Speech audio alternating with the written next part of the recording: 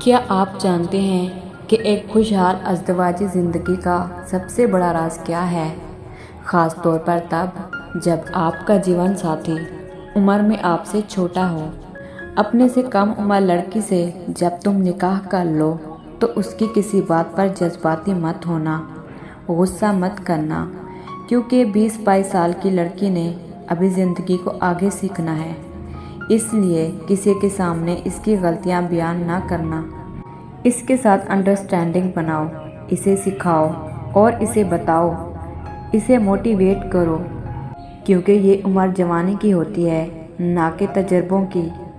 کبھی دونوں ایک دوسرے کی تلخ باتوں پر تلخ جواب مت دینا، خاموش رہنا، برداشت کرنا، حالات سے لڑنا، کیونکہ زندگی بہت پیاری ہے اور اسے دونوں نے آگے مل کر جینا ہے۔